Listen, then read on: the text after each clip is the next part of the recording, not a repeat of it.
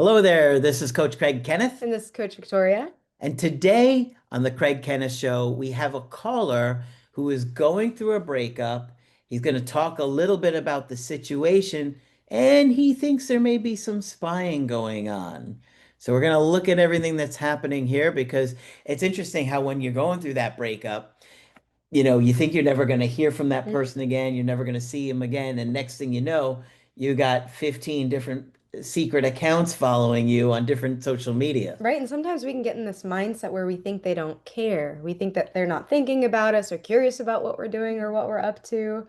And so it's interesting to start to notice them watching stories or some of these accounts that might be, connected to them somehow. Yep, I'm actually dealing with this with a client that I have right now where this woman broke up with him. He had not heard from her, seen her. They don't follow each other on social media, and she's watching his Mm. stories, but she doesn't follow him. So I told him, "Oh, okay. That's even more telling that she wasn't following and she's letting you know that she's watching those stories because she could do it anonymously if she Mhm. wanted. So she must want him Mm. to know that she's watching." Got to go through a couple steps to do that. So we got Chris on the line with us, who's in his mid 30s, and he's going to talk a little bit about what's going on. Chris, can you hear me? Yes, sir. All right, nice to have you on. Thank you. Thank you for having me. So tell us a little bit about what's going on. You were dating a woman. Let's give her a name. How about Angela? Sound That good? works. Yeah, that works. All right. You were dating Angela, and can you give us a rough estimate of how old she is? She is in her late 20s. Okay. Okay, so tell us about how you met and a little bit about your relationship. So we met on a dating site. We dated for 4.5 months. Um, Tell us at the about that. time, Tell us about the 4.5 months. How often were you seeing each other, talking? How was it going? okay, so we were seeing each other about maybe in the beginning, maybe like twice a week, and then it quickly became like 3 times a week. I was staying over every weekend basically. Things seem to be going good. A We did fast. A little fast. okay. And yeah, I guess it was kind of fast. At the time I didn't know Like about I moved in. Was that quick? yeah, that kind of I've never had that. I've never lived with anyone. And it kind of seemed like we kind of were living together without actually living together because we were doing everything, shopping, grocery shopping, running errands, making breakfast, everything. And the fantasy of that is so exciting and it feels so good. But Mhm. what often happens is that avoidant person gets to that point where they start to freak out and get overwhelmed and run away. Mhm. So it's tough because it feels natural in a way, but then it doesn't feel so natural to one of the people. Mm. Yes, and this was my first time doing that with anybody. And the whole staying over thing started after our first month. Okay. Okay. So life was going pretty well. It felt pretty natural and things were going well. How long into the relationship was it before you guys started seeing any issues or having any issues? So at the time, I didn't know anything about attachment styles. And she did tell me about her abusive childhood, which was very dark. I mean, it was just verbal, but the things her parents would do and say to her, and she had many siblings, so I don't know, it was hard, to find enough time for her. And when we would Roughly hang how many out, siblings? Like more than five? oh no, it was four of them. Okay. But Okay. yeah, I'm an only child, so to me, four is a lot. But Well, four is Yeah. quite a bit. yeah, and how easily her father would lose his cool on them in public and yell at them in public, like very traumatizing stuff. And then she opened up to me about her toxic exes, the last of which she had to get a restraining order on Whew. because he would show up and bang on her door and like police had to be called. And I've never dealt with anybody with that kind of baggage ever. So that was new to me too. And when we broke up and I started seeing you guys, I realized, man, okay, she's clearly avoidant and clearly her childhood trauma affected how she handles relationships now. And even when we were together, she would constantly say, "Why are you so good to me? Nobody's ever treated me the way that you have," verbatim, as you guys say in your videos. Which, when I saw your videos months down the line, I was like, "Whoa, that was exactly what she was saying." Yep. We hear it a lot. Yeah, and it sounded like she trusted you quite a bit. First of all, for you to know all of this information about her childhood, but also given what she had experienced, even with, some of those toxic relationships and restraining order, she still trusted you enough for the two of you to get to the point where you're, staying over at each other's houses. She trusted you with a lot. Mhm. Mhm. Yeah, and at the time, I was like, man, I've made it. Like, this is cool because I'm not a jerk like those guys. Like, I think I've got it made here. Later realizing, man, those might have been red flags if she was constantly telling me these things, and she would say, "You make me feel safe. I feel safe with you." Um, yeah, a lot of different things like that. So, what would you say the first things were happening that where you were like, okay, maybe there's some problems here? Did she maybe pull away or were you having arguments? So, maybe about a month and a half in, um, so I'm a teacher, so I have Thanksgiving vacation off. I take a whole week off and I went to my hometown. And when we reconnected, we were watching TV and she just kind of wanted to talk. And then she was like, "Hey, like I feel weird." And I was like, "What's up?" And she was like, "That time that you were gone that week at your parents, I didn't miss you." Oh, we know And I know now, what's coming. I've heard this a million times. Yeah, yeah, and I oh, was, that's so endearing. Thank you So, for telling me. well, then what I, especially with women, when the woman says that, she's like, maybe I'm not that into you. Maybe I don't Mhm. care about you as much as I thought I did. I hear that a lot. Well, it's interesting how people put meaning to what they feel in the moment.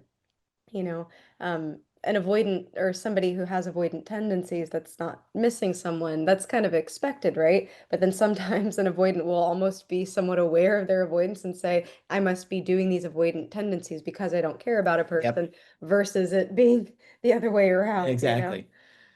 Did she So, say anything like that? yes, I didn't miss you. And then actually, even before that, we were laying in her bed talking, and then she said, "I think you're more into this than I am, and I don't want to hurt you." Oh, that, and there's the guilt. mhm. There's the guilt. We hear that a lot. Also, with the avoidant attachment style, I think there is an awareness that others love in a different way, Mhm. and so I find that a lot of people that are more avoidant, they find themselves in relationships where they're the one that loves less. And there's almost like this, oh, I have there's guilt and there's I have this certain level of control over myself because I'm the one that loves less. I can pull out at any time and that makes me feel safe. Mm. And so it's interesting that she was saying those things quite outright to you. Yeah. Not surprised, though. Hmm. I do hear it often. Hmm. Around that same time, we got into watching this Netflix show. It was like a Nobody Wants This. It's a romantic show, and there was like a romantic scene, and then she just randomly goes, "How come we're not like that?" She's like, "I know it's a TV show, but I don't really feel like the chemistry the characters have on screen." That was actually the same time, at the same time she brought up the "I didn't miss you." That was within that same conversation. So it sounds like she's kind of deriving all this meaning from these different things that are happening. Mhm. And the meaning is the conclusion of, oh, this is not right for whatever reason. Yep. And I'll say for somebody who's more avoidantly attached, they have a hard time differentiating between, this is not like a good match for me versus I'm avoidant and I'm fearing intimacy and this is discomfort because I'm not used to being close to someone. She's clearly been close with people who have had quite toxic traits, right? Mhm. And so it seemed like in those moments there might have been almost the excitement or the thrill of it Yeah, that, people can get drawn to the intensity mm-hmm, of it, and they're not used to stability and comfort or mm-hmm, closeness. They're drawn to that toxic intensity that they mm-hmm. grew up with, that volatility. Right. And it can take so much discernment to differentiate between those two t things. Am I feeling discomfort because this is not the relationship for me, or am I feeling discomfort because I'm being challenged? Hmm. Yeah, another time, slightly before this was kind of in the beginning, we were just chilling casually, watching, well, not really. We had the TV on, but we were kind of just hanging out. And she was telling me about her day. And I was just listening, asking questions. And then all of a sudden, she just starts making out with me. And I was like, whoa, like, where did that come from? And then she was like, I'm sorry. It's just that no one's ever listened to me the way that you have. And it just feels good to have somebody listen to me. And I was like, whoa, okay, that was kind of weird, but Mm. cool. I'll take it. No complaints there. Yeah. Yeah. But in hindsight, I'm like, whoa, that must have probably a red flag. And going back to the conversation about her saying, like, I think you're more into this than I am, I realize now watching you guys that I was doing a lot of anxious behaviors. I was doing grand gestures, love bombing in the beginning, because I guess as an anxious person, I just wanted to prove myself when really maybe I should have been slowing down. Maybe I was messing up there, coming on too strong. Maybe that might have triggered her. Yeah. Yeah, Yeah. sure. Yeah, Mhm. all those things would be happening. And then the smothering and the guilt Yes. kind of hand in hand together. Mhm. So, how much longer did you guys last after those kind of conversations? Probably not a lot longer. Yeah, we lasted about like 3 months, 2 months. Those That's kind conversations of happened about nothing. a lot of times it doesn't even get that far when it gets to those kind of conversations. Mm. Tell us what happened then after. So then she starts making these comments that are kind of alluding to, you know, her recognizing that she's maybe not as emotionally invested or choosing not to be as emotionally invested at this point and or disconnected to some degree. What happens after that? So then you go on the trip. She didn't miss you. What happens? So we kept hanging out. Like, I don't know how we got over those conversations. We would have those conversations. They would suck for me, obviously. But then we would continue hanging out like nothing ever happened. It wasn't until the last month I noticed she was being a lot less intimate with me. Um, but I was just like, well, she was in the middle of moving. So she had a lot of things happen. Number one, she was on medication and she got a new job that was supposed to be easier for her, but the workplace itself was toxic. She was always complaining about work. And then her insurance messed up where she wasn't taking her, I, I think it was antidepressants and ADHD medicine. And then on top of that, we're in a really cold winter, oh, for us in Texas, and she was moving. So all these things, I just noticed that's when she started becoming distant. And in my head, I was like, oh, she's going through a lot. You know, she hates her new job. She's in the middle of moving. She's not on her meds. And I just try to give her space. Okay. So what happened? So one day, our last day, well, the day we broke up, she called me over because I had helped her move the week before. And I was going over to help her set up her new place. Excuse me. And I get there, I walk in, she doesn't even hug me. She doesn't kiss me. She just starts asking me, where do you think I should put this and that, whatever, how does this look? And she's being very rude to me. Um, as she's like talking down to me, I give her my opinion, which she asked for, and then she would be very condescending towards it, and I would just back off.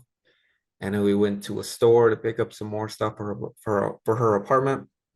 Um, she was looking at fragrances, and I tried to suggest one to her just to keep up with the conversation. And she was like, "Ew, that's the worst one. Why would you suggest that?" And I was like, "What? Like, I don't even care. Like, I'm just trying to like have fun with you." And then we get home, we eat. She's like, "Hey, do you want to cuddle and take a nap?" We did. It was finally some sort of like connection, physical connection. We wake up, and then that's when she breaks up with me. Basically, she told me that, we've been going at this for almost 5 months now.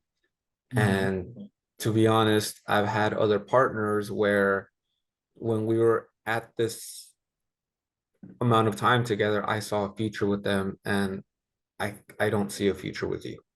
Mm. Interesting. Now, at any point did you suspect anything suspicious, anything unusual, hiding things, any disappearing long periods? Any thoughts that maybe she was talking to someone else? No, and the thing about that was I wanted to make it official pretty quickly in my head. I didn't pressure her. And then finally, about 2 months in, she got really nervous with me. She's like, "Hey, you're not talking to anyone else, are you?" And I'm like, "No, of course not." And then she was like, "Oh, so then like are we boyfriend and girlfriend now?" And she was so scared to ask me when I'm like, "Dude, I've been making it pretty obvious that I want you as my girlfriend." Yeah. Yeah, Okay, that's interesting. Mhm. she was very timid about that. Okay, so tell me more about what she was saying around that time of the breakup and at the breakup. So she tells me, with other partners, I could see myself having a future with them. I don't see that with you for the amount of time we've been together. Um, and then so I'm like, okay, I accept the breakup. And then so I'm like, she's like, come lay down with me. And then she starts kissing me, and then we're cuddling. I Those are some mixed messages, huh? Yeah, I was like, I mean, it was starting to get hot and heavy, so I was kind of like, are we initiating, that? And then she like put my hand away, and I'm like, okay, we're not. And then we continued hanging out. And then it started getting late. So I suggested, hey, would it be easier for you if I leave, or do you want me to stay the night? I'm just trying to make it easy for you. That's exactly what I said because we were both crying during the breakup. Okay, And Mhm. then she was like, no, I want you to stay. And then so we stay, we cuddle some more. I forget what we just start talking just about anything, whatever. And then we start kind of bickering. And then she's like, you know what? I think you should leave. And I get up and I'm like, okay, cool. Like I'm trying to be calm, empathetic. I just was like, okay, well, I start putting on my shoes. And then she's like, no, no, no, come back, come back. And then she drags me back into bed and we're just hanging out. I'm very confused, but at the same time, I'm kind of like cherishing our last moments together because I know this is the end. And then we go to bed, um, cuddling. And then I wake up in the morning and I'm up very early. And then she wakes up a little after me. And I'm like, hey, like, you know, I really don't want to leave because I know this is the last time we'll be together, but I kind of got to get started with my day. And so she's like, okay. So she walks me out. Even her, so she had cats. Somehow the cats knew that like this was the last time they were gonna see me because they were like being very cuddly on my way out. And then I kissed them goodbye. And then like her eyes start getting red because she saw that she loves her cats. She walks me out. We embrace for one final hug. And in my head, I'm like, I mean, I'm cherishing the hug, but it's getting kind of long. And I'm like, okay, let me see who lets go first. So I start kind of letting go, and she's still hanging on. And then we go for the last kiss, and even that's going long. And I'm like, okay, well, let me pull away. We ended up having three long kiss goodbyes, basically. And I was like, okay, that might be a good sign. sounds like a Um, type of like a movie on like Hallmark. it was, and there was like a Nice. neighbor on the balcony, and I'm like, man, we're giving them a show right now. Balcony too. Oh. Well, I could see that as the next Christmas movie, Three Long Kiss Goodbyes. you could see that there's a mismatch between, what she's saying, how she's behaving towards you just affectionately. There's this bag of mixed messages. The one thing that comes to my mind is you had said she wasn't taking her medications, her mental health medication. And so we know people struggling with depression, one of those symptoms is irritability. Sometimes people can Yes. displace their anger or irritability, frustrations to the people that are closest because that's who they feel most comfortable with. That's who they have the least amount of filter with. And so it sounded like that day you were kind of getting a lot of that brunt emotionally from her. Well, It reminded me. I think for a long time, the other thing was that she felt like he was in it a lot more than her. And I Mm. think that really was weighing on her and her attraction for the situation for a while, and it built up. Well, and feeling like pressure amongst everything else she was dealing with. Hmm. You were saying? Oh, it reminded me of a quote that Margaret said. They towards the end they start picking on you more. That's one of my favorite videos. Mhm. Yeah, 'cause she was that last week she was starting like, and especially the last day, she was just picking on me nonstop. Yeah. So then I kiss her on the forehead goodbye, and then I leave, and I go straight into no contact.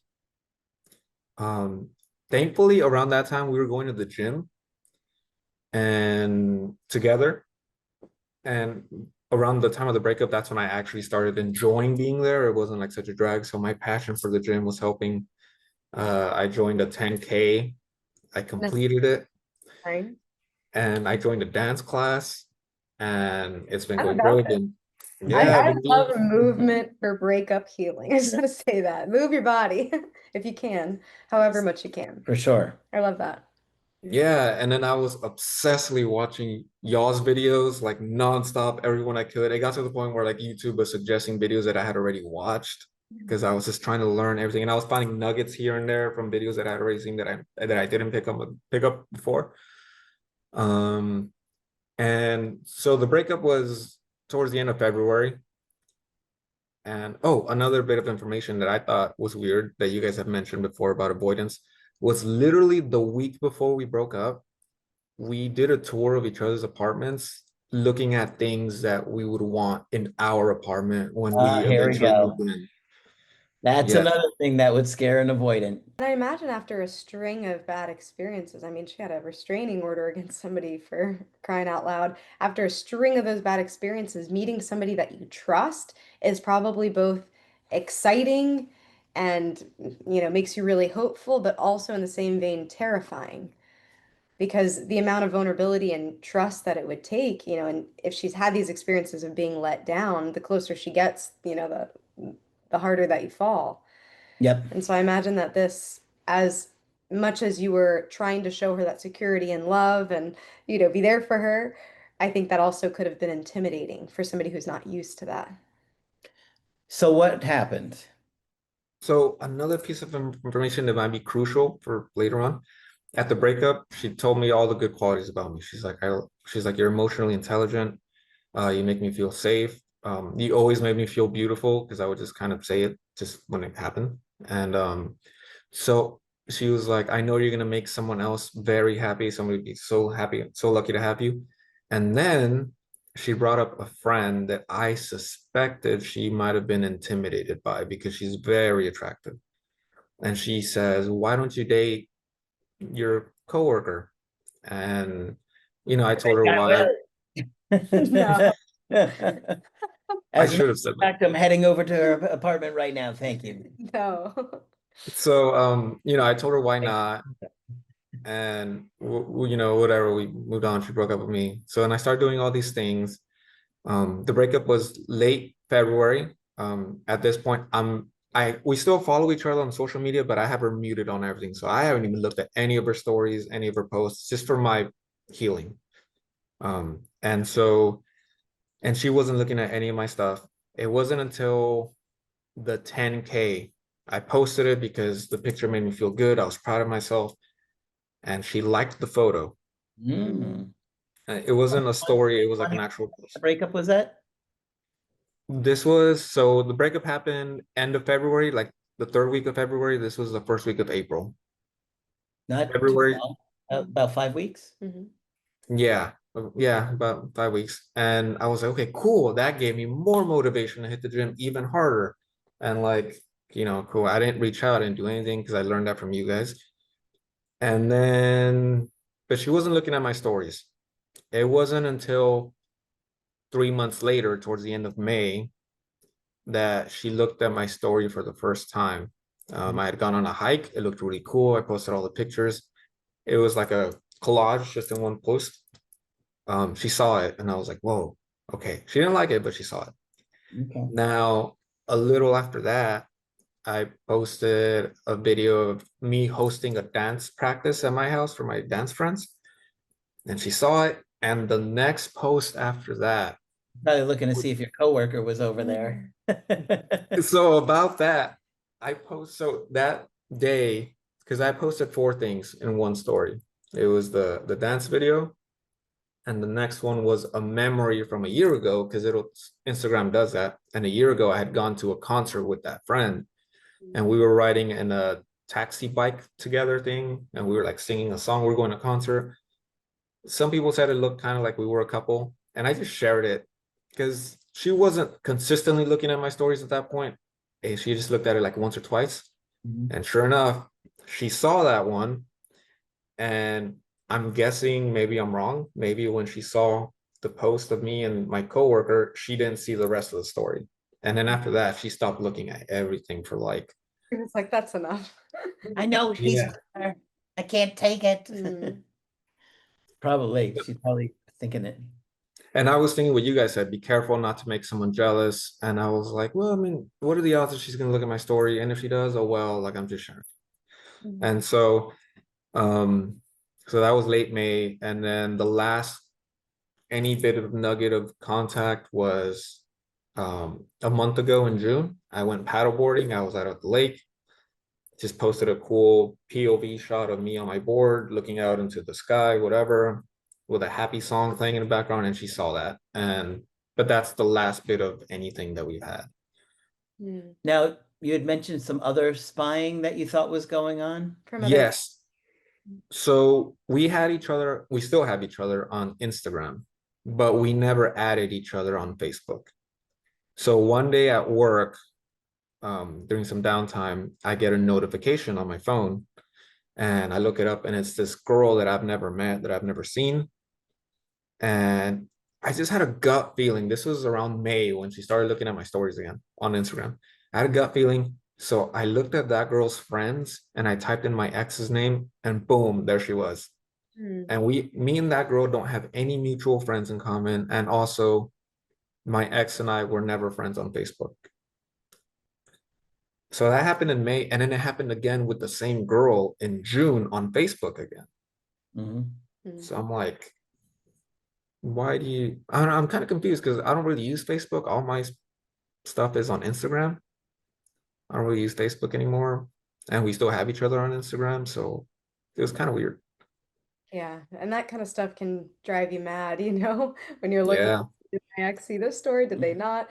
It's interesting because it can be so addictive after a breakup, especially when they watch your story only sometimes, because then you're just, so many of us become neurotic and we're just checking, did this one specific person look or not? Yep. So I can see where you're coming from. And it's also confusing behavior. I mean, she had mixed behavior already at the end of the relationship, even during the breakup, having lingering kisses, lingering affection, and then still, deciding to go through with it. So it sounds like there's a lot of just confusion and a lot of kind of back and forth in terms of that behavior. Hmm. For sure. Hmm. So, anything else happen? That's it. That was the last time she saw my story a month ago. So remember when I said I had her muted on everything? I had muted her stories. Apparently, when I muted her, I accidentally forgot to mute her post. So literally last week, she put her first post since our breakup, and she went on a trip to Puerto Rico, and it killed me because she looked amazing in it and she looked happy. And I was like, oh man, she's not missing me. Like, I mean, who would? Look at her having fun and on this cool trip, and she looks amazing. Oh, And social media can be very It deceiving. can be. And you can also Mhm. be very hot and still be missing your ex. Yeah, Just throwing that out there. that makes you feel better. So then, yeah, and it really bummed me out. I was actually with friends. We were having a movie night, and when I saw it, like my heart just sank. And despite the gym, despite the running, despite the bachata class of dance, despite um starting the knowledge workbook series, which I did last month. I'm on workbook 2. I told my friend, I was like, dude, it literally feels like I've been doing nothing compared to her. And then she was looking at me like, what? You're crazy. Look at all the stuff you've been doing, which is true. It's just at the time I was so hurt and just like, And that's completely normal. That can even happen 6 months or even a year after a breakup. All of a Hmm. sudden, you just feel like the breakup happened yesterday. Hmm. yes. And it felt like that again. Um, yeah. And now that I'm off for summer, I was doing amazing the first 3 months of the breakup. And just last month and this month, I don't know if it's hitting me again because I have so much downtime now to think. Um, I've been going to the gym since January, and last month I haven't really been going the last month and a half because I've just been so I guess I'm losing motivation. And I know you guys say like you got to stay on it because sometimes they come back when you're let your guard down.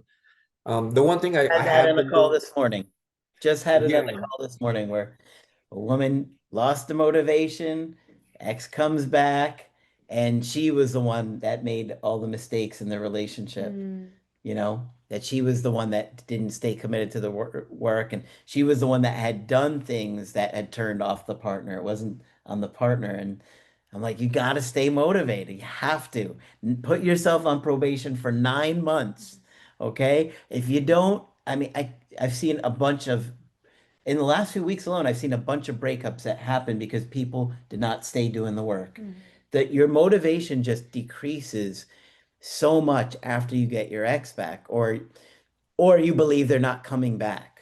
Right, and it's important to remember your emotions are going to go up and down. There's going to be times where you're a lot more sad, you're reminiscing on the breakup, you're feeling like that strong sense of nostalgia, and maybe even that bit of sadness can kind of suck your energy out.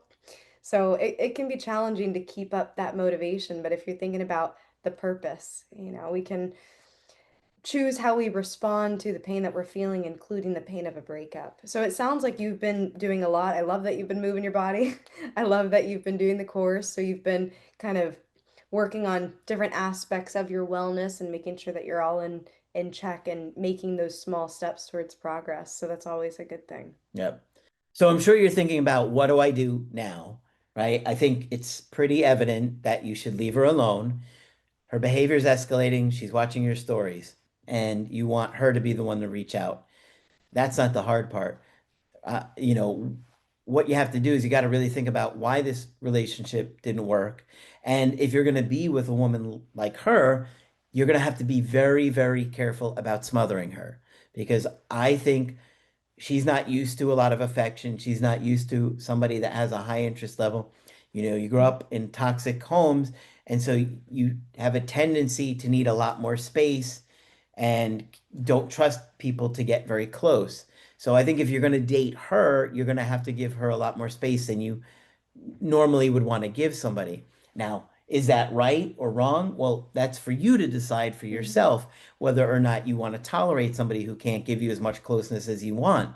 But if you want to date her, that's what you're really going to have to do to make it effective. It's important to notice those patterns that you're seeing already in those 4 to 5 months. Sometimes we see that attachment style really become activated, you could say, around 6 months, really just when they get closer to you. And sometimes throughout a longer term relationship, you'll see a lot of those avoidant tendencies pop up again. And so I think there can be this idea of you're starting to see just some of those red flags in the beginning or some of those things that are concerning, whether you consider them red flags or not, right? It's up to you and what you tolerate. But you can view it from the viewpoint of, okay, I can fix this if I love this person hard enough, if I make this relationship exciting, if I do this, if I do that. There's going to be some level of responsibility that she'll need to take too in order to work through her own attachment issues. Oh, yeah. Oh yeah, so about the breakup, another key avoidant trigger that I've learned from you guys was we were a month out from my birthday and I was telling her how like all my friends are gonna be there and that she brought that up. She's like, I feel guilty going with you to your birthday because I'm not fully there. Despite There's her, the pressure. Hmm. yeah, despite but however, with on her end, she was introducing me to all her friends and I liked them. And I think they liked me. Yep. But yeah. Hmm. Yep. So that would have scared her too, Hmm. even though it was her idea, Yeah. bringing you to all my friends. But then it's like, oh, I don't want to meet all yours. Hmm. It can overwhelm people. Yeah. So you got to really think about how the dynamic will have to shift or change if you guys get back together, what you'll have to do differently to keep the attraction high with her. You're going to have to consider if she's going to meet your needs in the long run. And, because if you're going to date somebody who's avoidant, then you have to adjust. Otherwise, the relationship won't work. It'll just be too much fighting or too many breakups. Hmm. Right. And, thinking about your own interests kind of longer term here too. We're already seeing this pattern, so it's up to you to decide, is this something that you want to be involved with?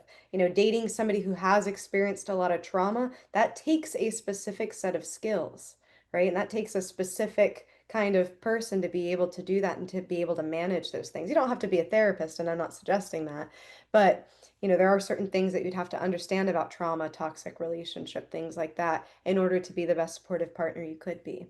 Yeah, absolutely. And mental health. You had mentioned that she had been taking medication, That's struggling with true. mental health issues. She struggles So, with depression.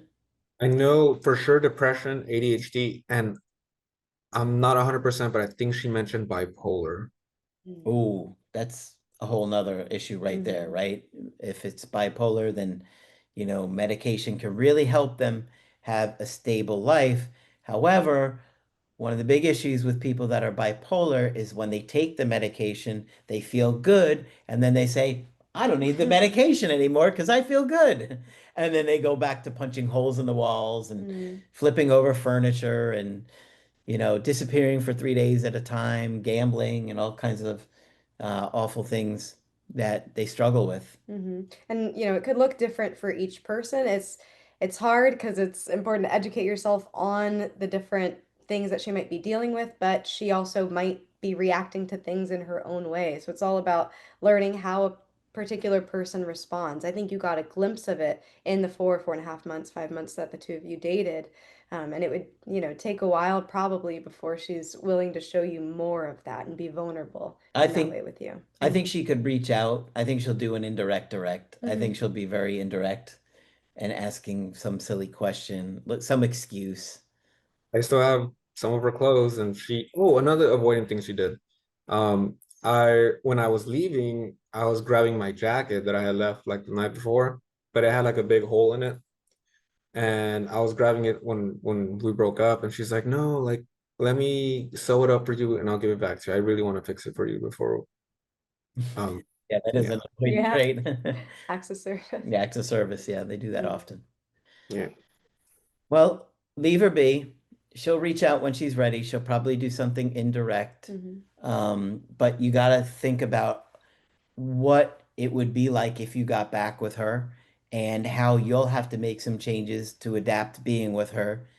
You have to decide whether or not you want to sacrifice those things or your needs to be with her. mhm, It's a choice because sometimes it's like, well, I don't feel like I'm sacrificing too much to be with somebody like that. Sometimes people feel like it is a lot and I don't want to sacrifice to be with somebody like this. So it's mhm. a personal decision. So only you can make that decision. We don't want to tell you what to do. Right. And then you're like, I listened to Coach Craig and I did it. And then I regret. No, so we want you to make those kind of choices based on informing yourself and educating yourself. Right. And dating somebody with an avoidant attachment style can be tricky. We talk about it all the time.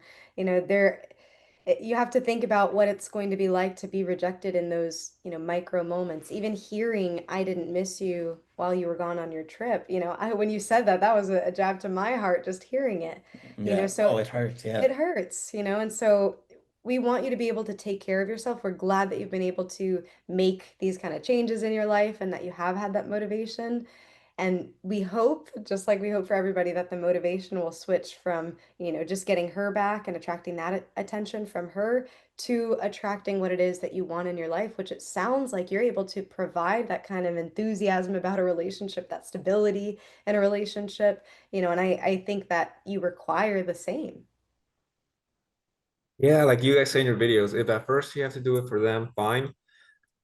But yeah, like by like the second month, I genuinely enjoyed what I was doing, and I was doing it for me, and it felt great. And it got to the point where late May, which is like 3 months after the breakup, it got to the point where like I didn't even care if she came back. Mhm. But I was like, I don't even know if I would take you back.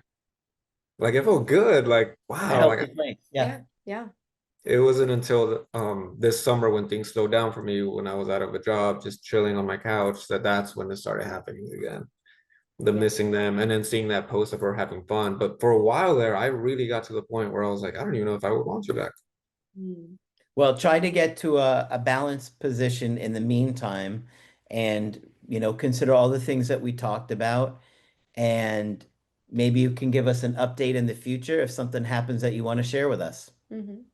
Absolutely. I'll definitely be sending you a success story. And I also had another one in my back pocket from years ago when I first saw you guys. Maybe I'll send that one day. Did you get an X back and didn't tell me? Yeah, I did actually. You know how many times I've heard that in the last 2 weeks? It's I, I I just unbelievable. I just started seeing you guys again this year when it happened, but this is like back in 2019. I unintentionally now I'm a way bigger fan now. Back then I was like, okay, cool, no contact. And then she came back on her own. But there are some interesting stuff in there that you guys say in your videos all the time that I was thinking during the creative healing horse, like, man, I should send that to him because yeah, and I will. So many people, when they're going through it, they watch us nonstop. Then, after they get their ex back, they forget all about going through that pain and they forget about all the people that are going through the channel or the breakup and want those success stories.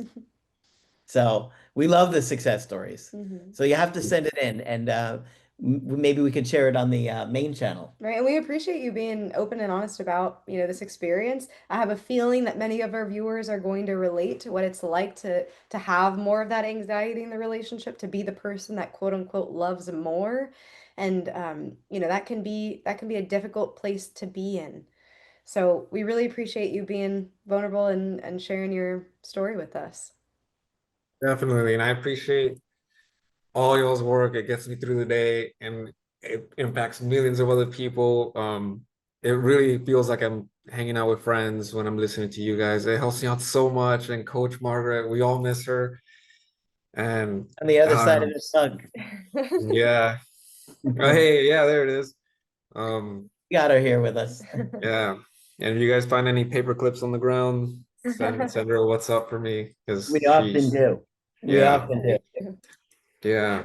And I really appreciate you guys. You guys help out so many people. It's crazy. Well, we appreciate you being on with us today, and we hope that it was helpful to you. And, maybe we'll get an update from you in the future, or we can do coaching with you in the future if you need that as well. Yeah, we're here for you. Yeah. We hope you enjoyed today's episode and caller. Right? If you're interested in being on the show, you can go to the website and fill out an email and let us know your situation, and we can consider having you on. We'd be more than happy to give you our 2 cents.